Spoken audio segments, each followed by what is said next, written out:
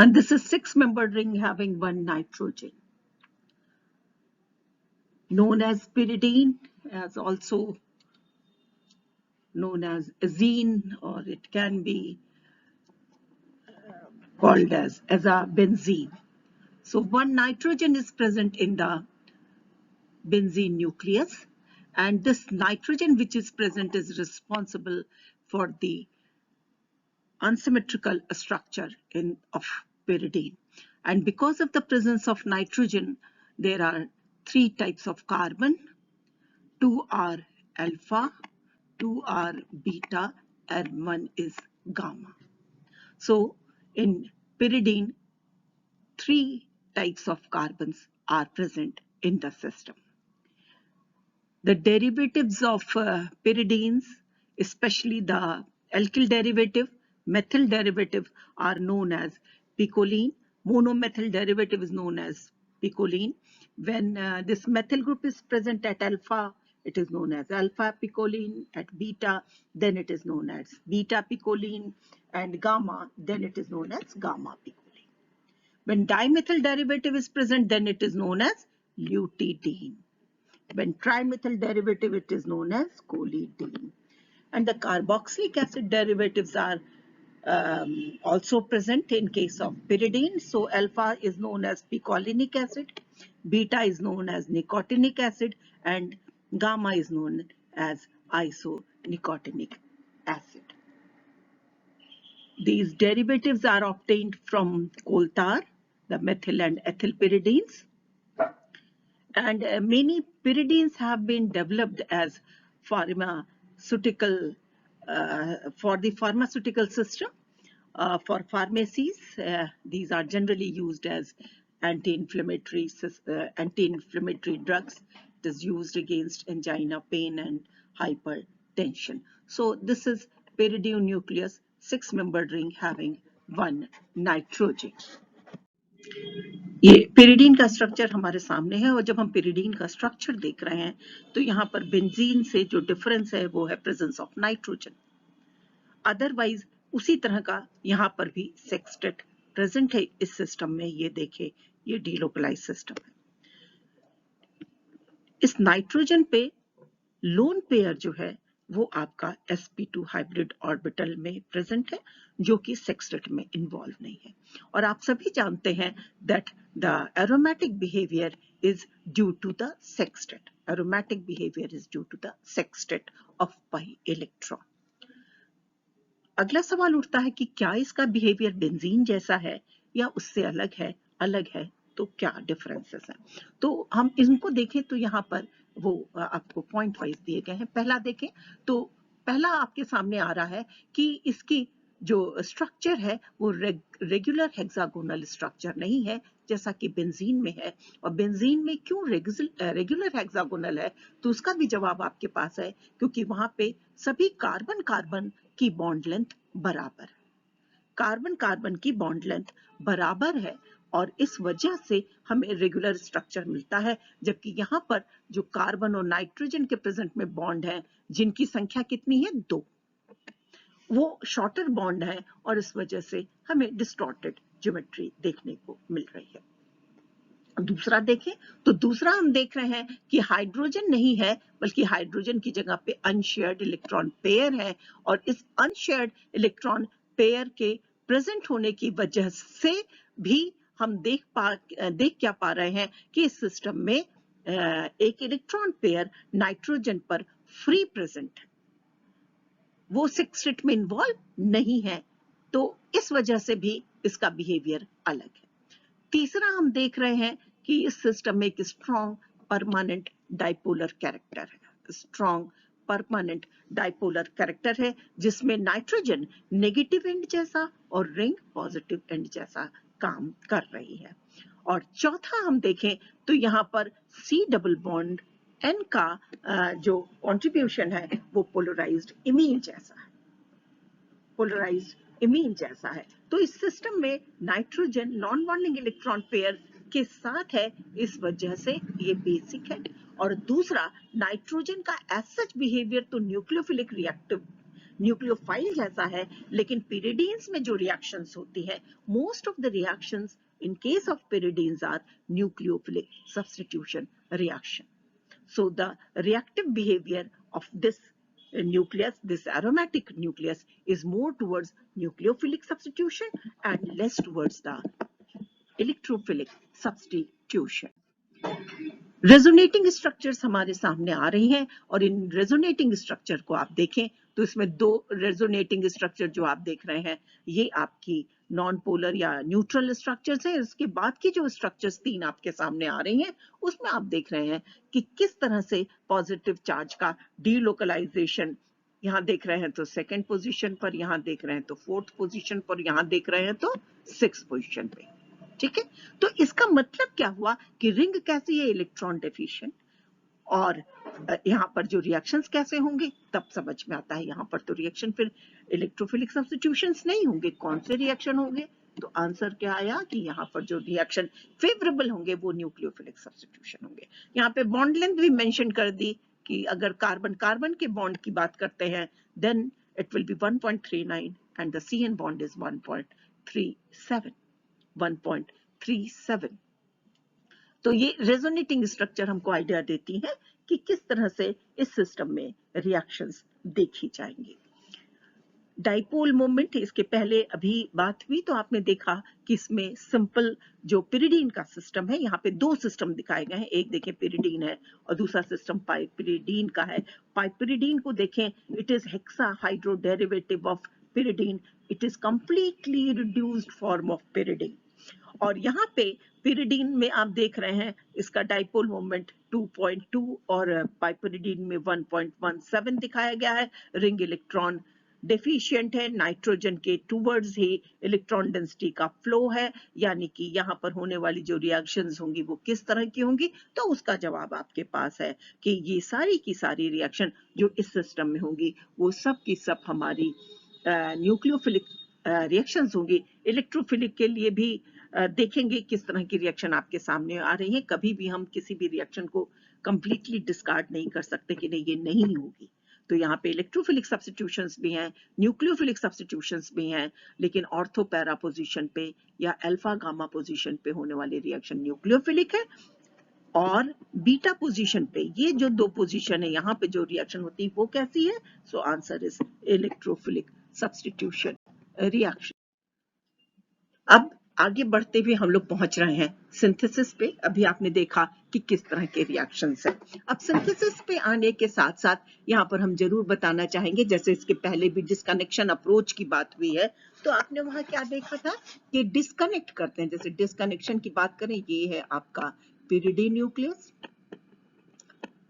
ये सिस्टम है, तो इसको अगर आप डिस्कनेक्ट करें तो कैसे कर सकते हैं? यहां से कर लें कि यानी अगर हमारा 5 कार्बन का सिस्टम हो और उसके साथ हम नाइट्रोजन जोड़ दें। दूसरा कैसे कर सकते हैं? एक ये सिस्टम हो सकता है, दूसरा सिस्टम क्या हो सकता है, यहां से इसको इस तरह से ब्रेक कर दें। इसमें आपने क्या देखा, 1 2 3 कार्बन, और यहां देखें 1 2 और 1 नाइट्रोजन, यानी 3 कार्बन का एक सिस्टम ले लें, 2 कार्बन और 1 नाइट्रोजन का सिस्टम ले लें, इनका हम एडिशन कर दें। तीसरा क्या कर सकते हैं, हम यहां से इसको ब्रेक कर दें। इसमें क्या करें, 1 2 3 कार्बन, 1 कार्बन 2 कार्बन, और इसमें सैंडविच के फॉर्म में नाइट्रोजन प्रेजेंट है। ठीक, तो अगर आप देखें तो यहाँ पर जो सिंथेसिस है वो डिस्कनेक्ट करके भी एक आइडिया हमको मिल सकता है।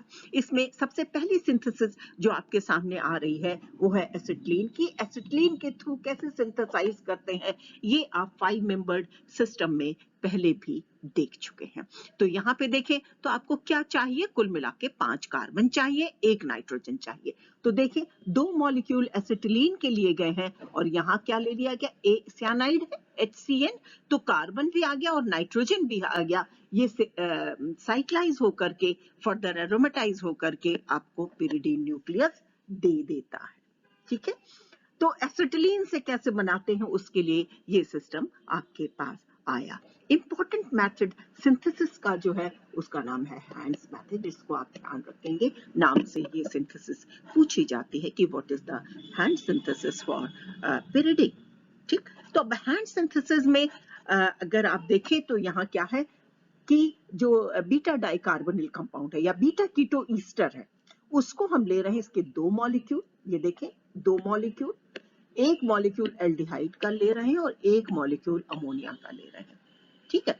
तो और ये सिस्टम पूरा साइक्लाइज होकर के जो प्रोडक्ट हमको दे रहा है उसको फर्दर हम ऑक्सीडाइज कराते हैं, ऑक्सीडाइज कराने के बाद हमारा फाइनल प्रोडक्ट मिल जाता है। तो ये आपकी पूरी रिएक्शन है। अब किस तरह से ये प्रोसीड करती है, क्या दोनों बीटा कीटो एस्टर के मॉलिक्यूल एक साथ करते हैं, तो उसका जवाब है नहीं, ऐसा नहीं है। एक कीटो एस्टर एसिटल्डिहाइड के साथ रिएक्ट करता है और बीटा कीटो एस्टर का दूसरा मॉलिक्यूल अमोनिया के साथ रिएक्ट करता है, और ये जो प्रोडक्ट बनते हैं फिर ये आपस में एक दूसरे से जुड़ करके हमको जो हमारा डिजायर्ड या टारगेट मॉलिक्यूल है उसको देते हैं। फर्दर साइक्लाइजेशन, एरोमेटाइजेशन, हाइड्रोलिसिस के बाद हमको जो प्रोडक्ट मिलता है वो हमारे सामने है सब्स्टिट्यूटेड पिरिडीन का। खास बात यह है कि हैंड्स मेथड में जो प्रोडक्ट मिल रहा है पिरिडीन का वो सब्स्टिट्यूटेड प्रोडक्ट है। तो देखें किस तरह से रिएक्शन हो रही है, 2 मॉलिक्यूल जो बीटा कीटो एस्टर का लिया है वो किस तरह से काम कर रहा है। तो मैंने आपको पहले ही बताया कि एक मॉलिक्यूल अमोनिया से रिएक्ट करता है और दूसरा मॉलिक्यूल किससे रिएक्ट करता है, एल्डिहाइड से। तो एक मॉलिक्यूल जो अमोनिया से रिएक्ट कर रहा है, अमोनिया का रिएक्शन किससे हो रहा है, कार्बोनिल सिस्टम से। कार्बोनिल सिस्टम से हो रहा है तो क्या होगा, C डबल बॉन्ड NH2, ये देखिए C डबल बॉन्ड NH2 एक H, ये जो है आपका कैसा सिस्टम है, तो एक्टिव मिथाइलिन का सिस्टम है। यहाँ से H निकल गया है और ये जो प्रोडक्ट आपको मिल रहा है जो लिखा हुआ है बीटा अमीनो प्रोटोनिक एस्टर, ठीक है, बीटा अमीनो प्रोटोनिक एस्टर, यानी जो अमोनिया है, अमोनिया बीटा कीटो एस्टर के साथ रिएक्ट करके जो प्रोडक्ट दे रहा है बीटा अमीनो प्रोटोनिक एस्टर, जिसको यहाँ हमने 1 से दिखाया है। दूसरा मॉलिक्यूल देखें, दूसरा मॉलिक्यूल एल्डिहाइड के साथ रिएक्ट कर रहा है, दूसरा मॉलिक्यूल एल्डिहाइड के साथ रिएक्ट कर रहा है और एल्डिहाइड के साथ रिएक्शन के बाद जो आपको प्रोडक्ट मिल रहा है वो एल्काइलिडीन एसिटो एसिटिक एस्टर, एल्काइलिडीन एसिटो एसिटिक एस्टर। ये देखिए एसिटल्डिहाइड CH3CHO एसिटल्डिहाइड का सिस्टम है, तो यहाँ देखेंगे CH3 आपका आ गया, ये है CH और डबल बॉन्ड, ये जो डबल बॉन्ड है, ये डबल बॉन्ड की पोजीशनिंग ये है, ये ऑक्सीजन के साथ, ये ऑक्सीजन इन 2 हाइड्रोजन के साथ निकल करके आपको जो प्रोडक्ट दे रहा है वो है आपका एल्काइलिडीन। इसलिए कह रहे हैं क्योंकि यहाँ पर ये देखिए डबल बॉन्डेड स्ट्रक्चर है एसिटो एसिटिक एस्टर, और इनको अगर हम 1 और 2 नंबर कर दें तो ये दोनों बीटा अमीनो प्रोटोनिक एस्टर और एल्काइलिडीन एसिटो एसिटिक एस्टर एक दूसरे के साथ एसिडिक कंडीशन में मिलते हैं और जो साइक्लाइजेशन के बाद आपको सब्स्टिट्यूटेड पिरिडीन दे देते हैं। तो जो 2 बीटा कीटो एस्टर है, एक आपको क्या दे रहा है, फर्स्ट प्रोडक्ट, दूसरा क्या दे रहा है, सेकंड प्रोडक्ट, और ये दोनों आपस में रिएक्ट करके फिर फर्दर आपको सब्स्टिट्यूटेड पिरिडीन का डेरिवेटिव देते हैं।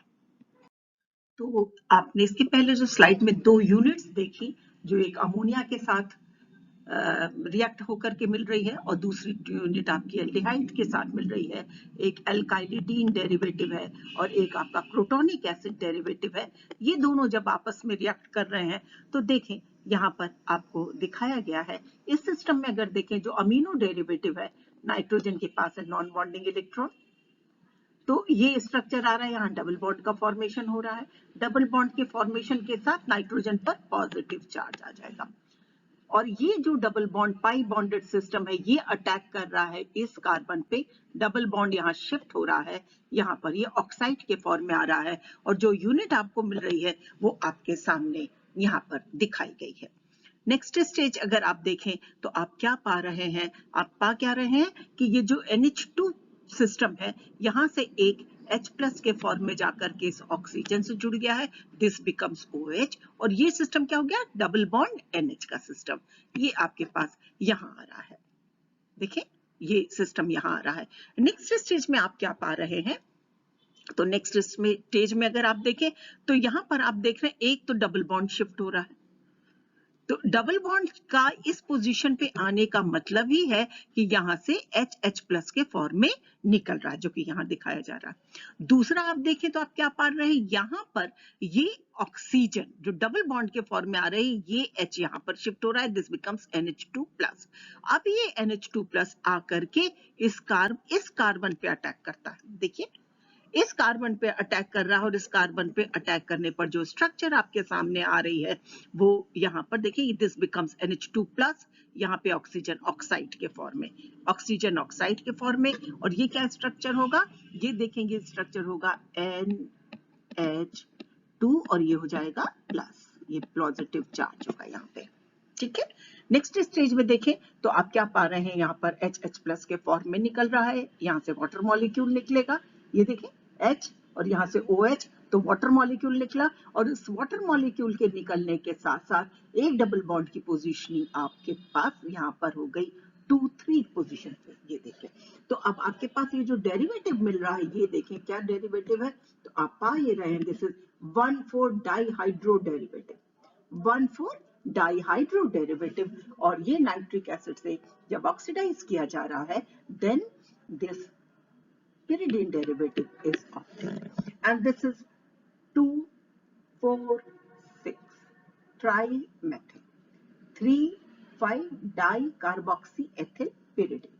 इसमें भी अगर आप देखें तो एक स्टेज हम ये कर सकते हैं कि यहाँ पे इसकी अगर हम हाइड्रोलिसिस करा दें, हाइड्रोलिसिस, एस्टर हाइड्रोलिसिस करा देंगे, तो हम क्या पाएंगे, that this carboxy ethyl group is converted into carboxylic group, और इसका करा दें decarboxylation, then it will be converted into H, और ये H का मतलब है कि हमें जो सिस्टम मिल रहा है वो क्या हो जाएगा, ट्राइमेथिल डेरिवेटिव ऑफ pyridine। तो ये सिस्टम है आपके रिएक्शन का, जो कि हैंड सिंथेसिस में प्रेजेंट है, जो बहुत एक इंपॉर्टेंट रिएक्शन है आपके इस सिंथेसिस की, बहुत इंपॉर्टेंट मैकेनिज्म है, बहुत इंपॉर्टेंट रिएक्शन है pyridine को सिंथेसाइज। अगला एक मेथड है जिसका नाम है ग्वेरिशी सिंथेसिस, और इस सिंथेसिस में अगर आप देखें तो रिएक्शन हो रही है सियानोएसिटामाइड की। एसिटामाइड क्या है, CH3CONH2, CH3CONH2 is acetamide. One of the hydrogen is substituted by cyanide, so it is known as cyanoacetamide। ठीक है ना, और किससे रिएक्शन हो रही है, 1,2 डाई का, सॉरी रिएक्शन किससे, डाई कार्बोनिल कंपाउंड से है, और डाई कार्बोनिल की यहाँ पोजीशन देखें तो 1, 2, 3 डाई कार्बोनिल का सिस्टम है। तो आप देखें 1, 2, 3 यहां से मिल गया, और उसके बाद आपका क्या है, 4 और 5 यहां से मिल गया, नाइट्रोजन ऑलरेडी प्रेजेंट है ये, तो 1, 2, 3, 4, 5 दिस नाइट्रोजन, और सियानाइड आपका साइड चेन में जाएगा। तो 1,4 डाइकार्बोनिल सिस्टम में देखें तो यहां पर ये नाइट्रोजन इस कार्बोनिल सिस्टम पे जा रहा है, अटैक करेगा, यहां से ये यहाँ इस पोजीशन पे आ रहा है, रिंग का फॉर्मेशन हो रहा है, यहाँ पे ये एल्किल ग्रुप जुड़ा हुआ है R, ठीक है ना, तो एल्किल ग्रुप जुड़ा हुआ है R, रिंग बन रही है, रिंग में जो देख रहे हैं, सो this is the oxo derivative. तो इस ऑक्सो डेरिवेटिव को जब हम ट्रीट करते हैं, इसकी हाइड्रोलिसिस करवाते हैं, उसके इसमें सियानाइड निकल रहा है, और साथ ही साथ फास्फोरस पेंटाक्लोराइड और फास्फोरस ऑक्सीक्लोराइड के प्रेजेंस में यहाँ पर हैलोजन हो जा रहा है, आकर जुड़ रहा है। डीहैलोजिनेशन का काम हाइड्रोजन कैटलिस्ट के प्रेजेंस में करवाते हैं, और हमको एल्किल सब्स्टिट्यूटेड pyridine मिल जा रहा है। तो ये मेथड भी यूज किया जाता है, लेकिन pyridine के केस में सबसे इंपॉर्टेंट मेथड जो है वो है आपका हैंड्स मेथड, जो सिंथेसिस के लिए यूज किया जाता है। तो कुछ सिंथेसिस आपने देखी, अब हम स्ट्रक्चर भी आप pyridine का देख चुके हैं, एक बेसिक आइडिया भी आपके पास है कि इसमें इसका नेचर बेसिक है, और साथ ही साथ ये जानकारी भी है कि रिंग इलेक्ट्रॉन डेफिशिएंट है, ये जानकारी भी है कि यहाँ पर होने वाली जो मैक्सिमम रिएक्शन है वो न्यूक्लियोफिलिक सब्स्टिट्यूशन रिएक्शन है। तो यहाँ पर देखें कि किस तरह की रिएक्शन pyridine या pyridinium सॉल्ट में देखी जाएंगी। तो बेसिकली वो 3 कैटेगरी है, पहला है टर्शियरी अमीन की, दूसरा है बेंजीन की, तीसरा है कॉन्जुगेटेड इमीन की। टर्शरी अमीन की। क्यों? क्योंकि नाइट्रोजन का नेचर टर्शरी है। क्योंकि कैसा है नाइट्रोजन का नेचर, तो ये देखें, फिर से रिंग आपके सामने यहाँ मैं ड्रॉ कर रही हूँ। तो यहाँ आप क्या देख रहे हैं? नाइट्रोजन देखें, ये नाइट्रोजन है और ये कैसी है? टर्शरी। तो जो टर्शरी अमीन के रिएक्शंस हैं वो यहाँ प्रेजेंट है। Reactions at the nitrogen lone pair including protonation, alkylation, acylation, formation of N oxide and coordination to Lewis acid, ये सारे रिएक्शंस ये बता रहे हैं कि ये नाइट्रोजन टर्शरी नेचर का है। नाइट्रोजन के पास electron pair as such free है। दूसरी रिएक्शन देखें तो ये रिएक्शंस जो है यहाँ पर बेंजीन जैसे भी, क्योंकि न्यूक्लियस काफी कुछ रिजेंबल कर रहा है बेंजीन से, तो बेंजीन वाले रिएक्शंस भी यहाँ देखे जाते हैं।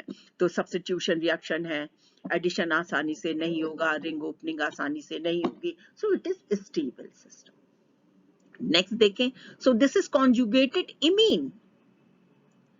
इमीन का सिस्टम है और कार्बोनिल कंपाउंड, कॉन्जुगेटेड इमीन या कार्बोनिल सिस्टम जैसा इसका बिहेवियर है। So it is susceptible to attack by nucleophile at alpha and gamma position. तो ये सिस्टम है, ये इमीन का बिहेवियर जो है वो कार्बोनिल सिस्टम जैसा है। तो सबसे पहले हम लोग इसके बेसिक बिहेवियर की बात करें तो देखा ये गया कि जब हम बेसिसिटी को कंपेयर करते हैं तो हम एलिफेटिक अमीन में जाते हैं, एरोमेटिक अमीन में जाते हैं, तो यहाँ पर हम सिर्फ एक एलिफेटिक सिस्टम ले रहे हैं और दूसरा हम हेट्रोसाइक्लिक सिस्टम पर आ जा रहे हैं। तो एल्किल अमीन के केस में अगर आप देखें तो आपका सिस्टम जो है वो क्या है? RNH2, ये है सिस्टम। और इसका बेसिक बिहेवियर आप कैसे बताते हैं कि जितनी आसानी से नाइट्रोजन डोनेट होगा उतना स्ट्रॉन्ग बेस होगा। अब यहाँ पर जो एल्किल ग्रुप जुड़ा हुआ उसका नेचर कैसा है? तो इलेक्ट्रॉन रिलीजिंग है। तो ये किस चीज में मदद करेगा? आंसर है ये मदद करता है कि नाइट्रोजन से लोन पेयर कितनी आसानी से निकल जाए, तो ये स्ट्रॉन्ग बेस हो गया।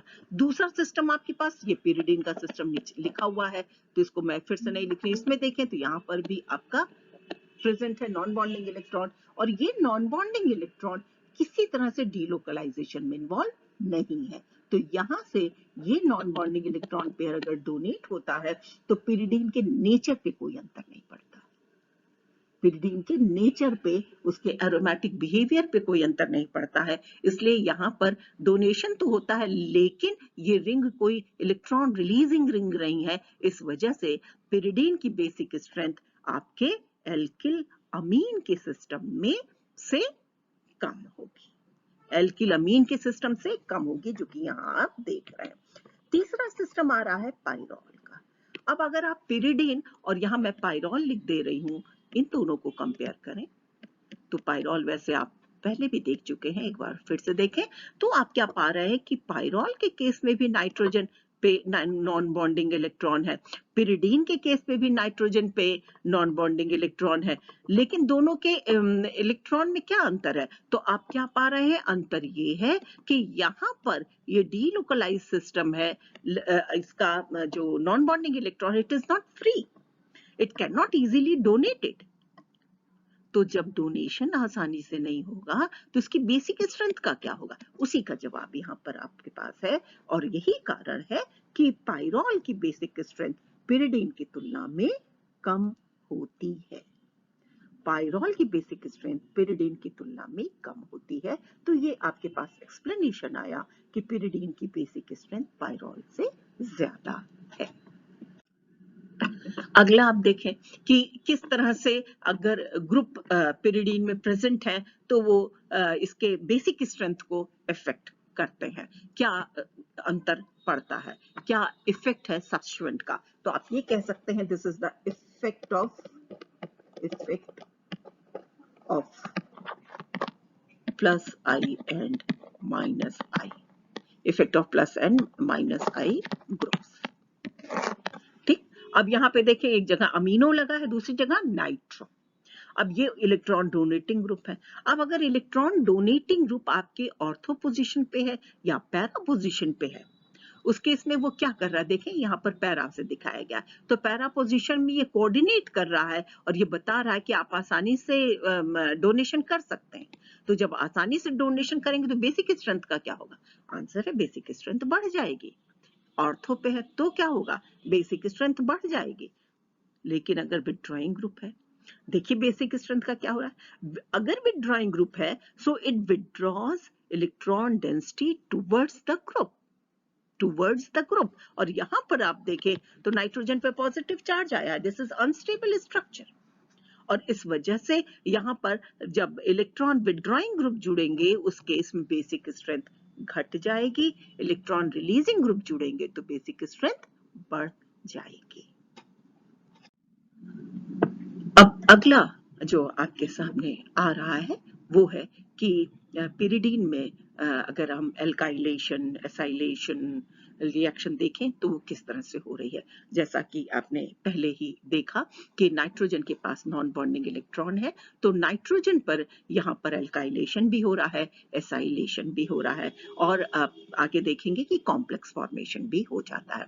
तो पिरिडीन पर अगर आप देखें is good nucleophile and can be alkylated with alkyl halide. यहाँ पे देखिए एल्किल हैलाइड आ रहा है, एल्किल ग्रुप आके नाइट्रोजन पर जुड़ जा रहा है, और ये आपको एल्किल सब्स्टिट्यूटेड या एल्किल सब्स्टिट्यूटेड पिरिडीन मिल रहा है, एन सब्स्टिट्यूटेड पिरिडीन मिल रहा है। इसी तरह से यहाँ पर देखें तो मेथिल आयोडाइड ले लिया तो एन मिथिल पिरिडीनियम आयोडाइड, नाइट्रोजन पे पॉजिटिव चार्ज है, इसे क्या कहेंगे, पिरिडीनियम सॉल्ट है, पिरिडीनियम सॉल्ट है, ठीक है।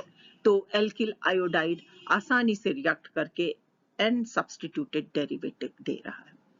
दूसरा देखें तो यहाँ पर एसाइलेशन रिएक्शन दिखाई गई है, तो यहाँ पर देखें आपके सामने क्या आ रहा है, तो आप देख क्या रहे हैं कि पिरिडीन को जनरली हम देखते हैं कि सॉल्वेंट के रूप में यूज करते हैं। सो पिरिडीन जो कि सॉल्वेंट के रूप में यूज किया जाता है, चाहे वो फिनॉल हो, अल्कोहल हो, अमीन्स हो, तो एक्चुअली उसमें होता क्या है कि एसाइलेटिंग जो रिएजेंट है वो है acyl pyridinium salt. Acyl pyridinium salt कैसे बन रहा है, एसिल पिरिडीनियम सॉल्ट, पिरिडीन है, इसमें आपने ले लिया एसिड हैलाइड। अब होगा क्या, ये एसिड हैलाइड जो है वहां से जो एसिल ग्रुप है वो आके नाइट्रोजन में जुड़ रहा है, तो ये क्या बन गया, एसिल पिरिडीनियम हैलाइड। जब आप अल्कोहल ले रहे हैं तो अल्कोहल के केस में क्या होगा, एसिल ग्रुप आकर के यहाँ जुड़ जाएगा तो आपको एस्टर मिल गया, और ये फिर से पिरिडीनियम हैलाइड के फॉर्म में आ गया, ठीक है। तो देखा जाए तो ये जो एसाइलेटिंग रिएजेंट है वो कौन सा है, ये है acyl, the actual acylating reagent is acyl pyridinium salt. तो चाहे एल्काइलेशन हो, एसाइलेशन हो, पिरिडीन के केस में आसानी से देखा जाता है।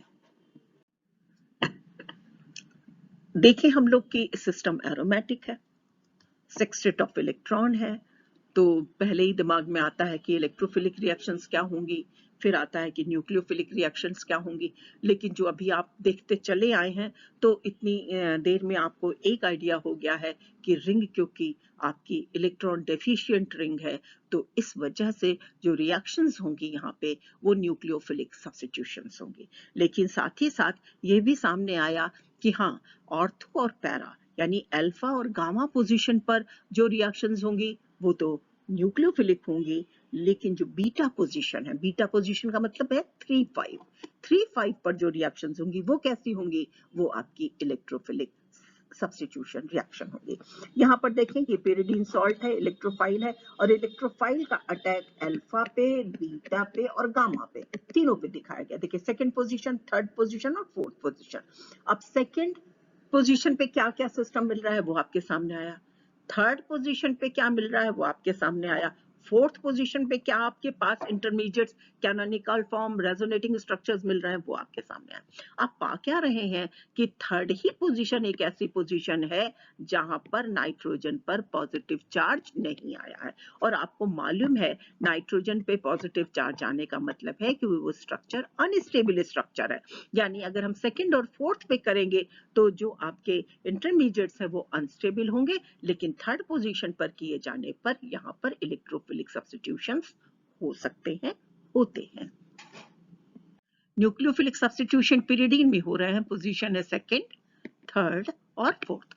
अब हम पा क्या रहे हैं कि सेकेंड पोजीशन पे जब अटैक हो रहा है तो हमको जो स्ट्रक्चर मिल रही है वो देखें, ये स्ट्रक्चर, और जब फोर्थ पोजीशन पे हो रही है तो ये स्ट्रक्चर आप कह सकते हैं ये एक्स्ट्रा स्टेबिलिटी दे रही हो इंटरमीडिएट्स की, जबकि थर्ड पोजीशन पे आप पा क्या रहे हैं कि कोई भी ऐसी स्ट्रक्चर नहीं है, चाहे वो अगर इसको हम ए स्ट्रक्चर दे दें, इसको बी स्ट्रक्चर नाम दें, इसको सी, तो ए बी सी में कोई भी ऐसी स्ट्रक्चर नहीं है जिस पर नाइट्रोजन पर नेगेटिव चार्ज आ रहा है।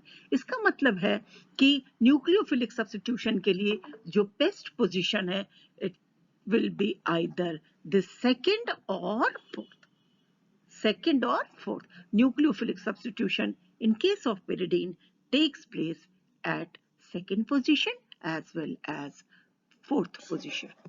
इलेक्ट्रोफिलिक सब्स्टिट्यूशन पिरिडीन में यहाँ दिखाया जा रहा है। देखिए, पहली रिएक्शन नाइट्रेशन की, दूसरी है सल्फोनेशन की, तीसरी है हैलोजनेशन की। तो नाइट्रेशन हो रहा है, तो देखिए थर्ड पोजीशन पे है, नाइट्रिक एसिड और पोटेशियम नाइट्रेट के प्रेजेंस में हो रहा है। ईल्ड भी बहुत पुअर ईल्ड आप कहेंगे, इट इज ओनली 22%। ये देखें, तो 3 नाइट्रो डेरिवेटिव मिल रहा है, लेकिन परसेंटेज ईल्ड बहुत लो है। सल्फोनेशन सल्फर ट्राइऑक्साइड और एसिडिक मीडियम में हो रहा है, और यहाँ पर हमको ईल्ड बेटर मिल रही है और थर्ड पोजीशन पे सब्स्टिट्यूशन है। जहां तक ब्रोमिनेशन का सवाल है, तो ब्रोमिनेशन मोनोब्रोमो डेरिवेटिव भी मिल रहा है, साथ ही साथ डाइब्रोमो डेरिवेटिव भी मिल रहा है। तो 3 bromo as well as 3,5 dibromo pyridine का फॉर्मेशन हो रहा है। देखा ये गया कि अगर पिरिडीन में इलेक्ट्रॉन रिलीजिंग ग्रुप जोड़ दिए जाएं, उस केस में रेट ऑफ इलेक्ट्रोफिलिक सब्स्टिट्यूशन बढ़ जाता है। और दूसरा ये भी पाया गया कि जो सब्स्टिट्यूशन होता है, वो जो सब्स्टिट्यूशन इलेक्ट्रोफिलिक हो रहा है, वो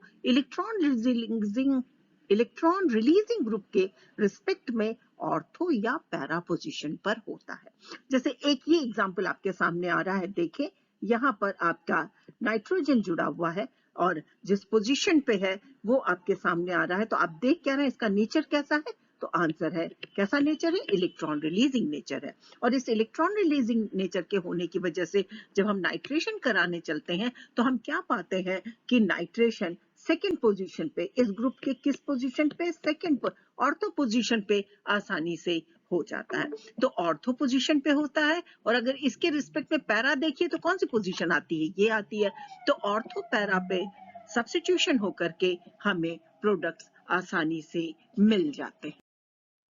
इम्पॉर्टेंट न्यूक्लियोफिलिक सब्स्टिट्यूशन रिएक्शन आपके सामने आ रही है, और नाम है इसका एमिनेशन रिएक्शन या शिशी-बेबिन रिएक्शन। इसका नाम है शिशी-बेबिन रिएक्शन। रशियन केमिस्ट है, उन्हीं को ऑनर देने के लिए इस रिएक्शन का ही नाम उनके नाम पर रखा गया है। एक्चुअली इस रिएक्शन में हो क्या रहा है? तो ये रिएक्शन है एमिनेशन की, यानी अमीनो ग्रुप आकर के पिरिडीन न्यूक्लियस में जुड़ रहा है। रिएक्शन है न्यूक्लियोफिलिक सब्स्टिट्यूशन की। ये रिएक्शन हो कैसे रही है? तो इसका आंसर है, this pyridine nucleus reacts with sodamide, a strong base sodamide, which on further hydrolysis gives 2 amino derivative. यहाँ देखें तो ये है आपका सोडामाइड, इस ये Na प्लस NH2 माइनस, और ये जो अमाइड आयन है, यहाँ देखें ये अमाइड आयन है, this is a strong base, this is a good nucleophile. So this amine attacks on the ortho position. देखें यहाँ पे ऑर्थो पोजीशन पे अटैक कर रहा है, ये हाइड्रोजन है, ये अमीन है, नाइट्रोजन पर नेगेटिव चार्ज आ रहा है। नेक्स्ट स्टेज पे देखें तो यहाँ पे ये डबल बॉन्ड फॉर्मेशन में जा रहा है, ये H माइनस के फॉर्म में निकल रहा है, ये देखें H माइनस के फॉर्म में निकला है, और यहाँ पे बन जा रहा है 2 अमीनो डेरिवेटिव। ये 2 अमीनो डेरिवेटिव जो है, क्योंकि सोडियम यहाँ प्रेजेंट है, इसलिए सोडियम सॉल्ट बना ले रहा है, और ये सोडियम सॉल्ट फर्दर हाइड्रोलिसिस पर आपका अमीनो डेरिवेटिव दे देता है। तो इसको ध्यान रखें, ये बहुत इंपॉर्टेंट रिएक्शन है, और इसकी जब आप मैकेनिज्म देखने चलते हैं तो बहुत सिंपल सी मैकेनिज्म है कि किस तरह से अमाइड आयन अटैक कर रहा है, हाइड्रोजन हाइड्राइड के फॉर्म में निकल रहा है। दूसरी एक रिएक्शन देखें, आपके सामने आ रही है, तो इसमें अगर आप देखें तो ये भी न्यूक्लियोफिलिक सब्स्टिट्यूशन है। ये रिएक्शन है एराइलेशन रिएक्शन, एरिल ग्रुप कर रहा है रिएक्ट, और ये रिएक्शन किससे हो रही है? फेनिल लिथियम से। अब फेनिल लिथियम का अगर आप स्ट्रक्चर देखें तो आपको मालूम है कि फेनिल ग्रुप है न्यूक्लियोफाइल के फॉर्म में, और लिथियम आपका इलेक्ट्रोफाइल है। तो लिथियम जाके नाइट्रोजन से जुड़ता है और फेनिल ग्रुप आकर के आपके ऑर्थो पोजीशन पे जुड़ रहा है, जो कि फर्दर लिथियम हाइड्राइड निकाल करके आपको 2 फेनिल सब्स्टिट्यूटेड डेरिवेटिव दे रहा है। तो ये दोनों रिएक्शन आपके न्यूक्लियोफिलिक सब्स्टिट्यूशन की रिएक्शन है, आसानी से होने वाली रिएक्शन है। साथ ही साथ ये जो एमिनेशन रिएक्शन है ये बहुत ही इंपॉर्टेंट रिएक्शन। यहाँ पर आपके सामने आ रहा है कि किस तरह का बिहेवियर है साइड चेन का एल्किल पिरिडीन के। देखा ये गया कि जब मेथिल ग्रुप सेकंड या फोर्थ पोजीशन पे है तो इस पिरिडीन मॉलिक्यूल का बिहेवियर काफी कुछ मिलता जुलता है इस कार्बोनिल सिस्टम से। जैसे इस सिस्टम को अगर आप देखें और यहाँ पर आपका है 2 मिथिल पिरिडीन, स्ट्रॉन्ग बेस के प्रेजेंस में ये हाइड्रोजन बेस के साथ निकल जा रहा है और उस केस में बचता क्या है CH2 माइनस, और ये CH2 माइनस नाइट्रोजन के साथ जाकर के स्टेबलाइज हो रहा है। ये वही स्ट्रक्चर है जो कि मिथिल कीटोन के केस में, मिथिल कीटोन में अगर आप देखें तो वहां पर भी ये हाइड्रोजन बेस के साथ निकल जा रहा है और ये बिहेवियर कैसा हो जा रहा है, मेथिल कीटोन जैसा। तो पिरिडीन का जो साइड चेन है वहां पर बिहेवियर कीटोन जैसा देखा गया है। यहाँ पर देखें दूसरा एग्जाम्पल जो है, यहाँ पर पैरा पोजीशन पर आपका मेथिल ग्रुप जुड़ा हुआ है, ये H बेस के साथ निकल गया, दिस बिकम CH2 माइनस, और CH2 माइनस होने के साथ डीलोकलाइज सिस्टम है और डीलोकलाइजेशन में इसका बिहेवियर कैसा होगा, अल्फा बीटा अनसैचुरेटेड कीटोन के जैसा होगा। कुछ रिएक्शंस यहाँ नीचे दिखाई गई हैं, इनको आप देखें तो क्या पा रहे हैं, जैसे ये 2 मेथिल पिरिडीन का सिस्टम है, फेनिल लिथियम लिया गया। अब आपको मालूम है कि ये हाइड्रोजन, मेथिल का हाइड्रोजन आसानी से H+ के फॉर्म में निकल सकता है। सिस्टम कैसा हो जाएगा 2 मेथिल पिरिडीन में, ये सिस्टम H+ के फॉर्म में जब निकलेगा तो क्या बना लेगा, ये जो फेनिल ग्रुप है तो ये तो बेंजीन न्यूक्लियस बन जाएगा और यहाँ पर ये जो CH2 माइनस है वो स्टेबलाइज हो जाएगा। देखें आप, CH2 माइनस है, ये डबल बॉन्डेड CH2 स्ट्रक्चर हो गई और उसके बाद हम कार्बोक्सिलेशन करा सकते हैं, कार्बोक्सिलिक एसिड डेरिवेटिव मिल जाएगा। दूसरा एग्जांपल देखें तो दूसरे एग्जांपल में आप क्या देख रहे हैं कि बेंजल्डिहाइड के साथ रिएक्शन हो रही है और बेंजल्डिहाइड के साथ जब रिएक्शन हो रही है तो हमको एडिशन प्रोडक्ट यहाँ पर मिल जा रहा है जो कि फर्दर हाइड्रोलिसिस होकर के अल्फा बीटा अनसैचुरेटेड सिस्टम दे रहा है, अनसैचुरेटेड सिस्टम बना रहा है जो कि बेंजीन पिरिडीन न्यूक्लियस से जुड़ा हुआ सिस्टम है। तीसरी रिएक्शन देखें जहां पे मेथिल ग्रुप भी है और एथिल ग्रुप भी है, तो हम क्या पाते हैं कि रिएक्शन मेथिल पे हो रही है क्योंकि यहाँ से H को H+ के फॉर्म में आसानी से निकाला जा सकता है और यहाँ पर देखें तो फर्दर ये सिस्टम स्टेबलाइज हो रहा है और एल्किल आयोडाइड के साथ जब हम रिएक्शन करवाते हैं तो ये मेथिल एथिल ग्रुप में बदल जाता है।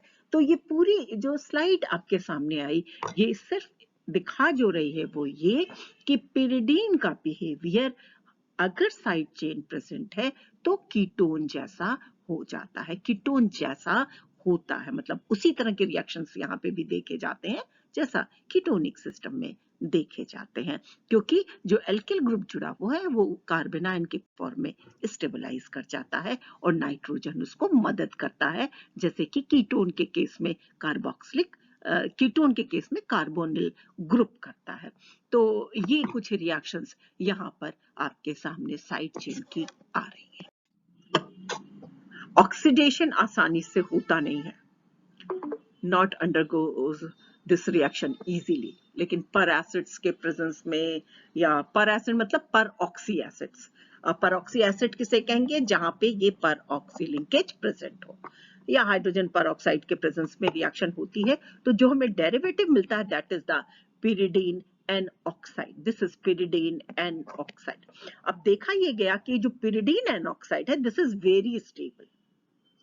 अब देखिए ये pyridine N ऑक्साइड के ही रेजोनेटिंग स्ट्रक्चर आपके सामने नीचे आ रहे हैं और किस तरह से आपका ये जो स्ट्रक्चर्स यहाँ पे लिखे हुए हैं आप देखें कि किस तरह से यहाँ पे pyridine है, N ऑक्साइड है, ये आपका रोटेट कर रहा है, मूव कर रहा है सिस्टम में, तो pyridine N ऑक्साइड के स्ट्रक्चर आपके सामने आ रहे हैं जो बता रहे हैं कि ये सिस्टम बहुत ज्यादा स्टेबल सिस्टम है। तो ये तो N ऑक्साइड के हैं और यहाँ पर ये डबल बॉन्ड के साथ स्ट्रक्चर दिखाया गया, and this pyridine N oxide behaves like phenoxide.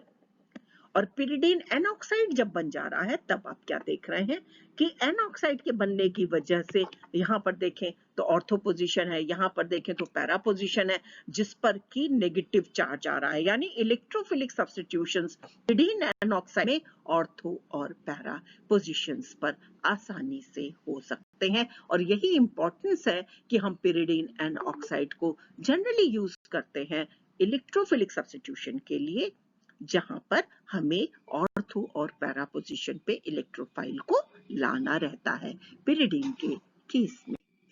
अगला देखें तो इलेक्ट्रोफिलिक सब्स्टिट्यूशन यहाँ पैरा पोजीशन पे दिखाया गया है कि देखिए जब हम pyridine एन ऑक्साइड यूज कर रहे हैं तो जो नाइट्रोजन हो रहा है वो पैरा पोजीशन पे हो रहा है और किस तरह से एन ऑक्साइड मदद कर रहा है स्टेबिलिटी में। तो अगर ये इस तरह से आपसे पूछा जाए कि electrophilic substitution in case of pyridine takes place easily at beta position, takes place easily at third and fifth position of pyridine. What may be the condition when these reactions takes place at second and fourth? तो आपका answer होगा this pyridine on oxidation with peroxy acid is converted into pyridine N oxide, which is phenolic in nature, which is most stable, and then it shows reactions of electrophilic substitution at second as well as fourth position. ठीक है, तो ये एक important reaction है। Nucleophilic substitution का हालचाल देखें इसी पर कैसे हो रहा है। तो न्यूक्लियोफिलिक सब्स्टिट्यूशन यहाँ पर एन ऑक्साइड के साथ दिखाए गए हैं कि अगर एसिटिक एनहाइड्राइड हम यूज कर रहे हैं तो यहाँ पर आपका एसिटाइलेशन हो जा रहा है, फर्दर हाइड्रोलिसिस पे आपको ऑक्सो डेरिवेटिव मिल रहा है।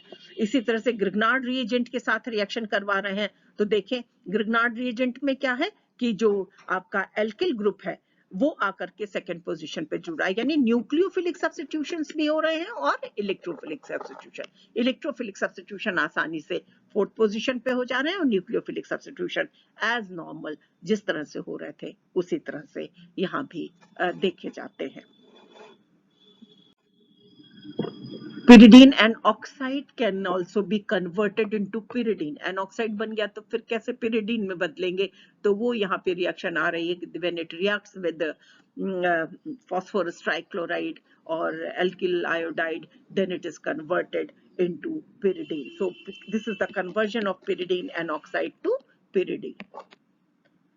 And last is the reduction reaction. So we can get 1,4-dihydroderivative, 1,2-dihydroderivative. So it is dihydroderivative, it is tetrahydroderivative, and it is hexahydroderivative, which is known as piperidine.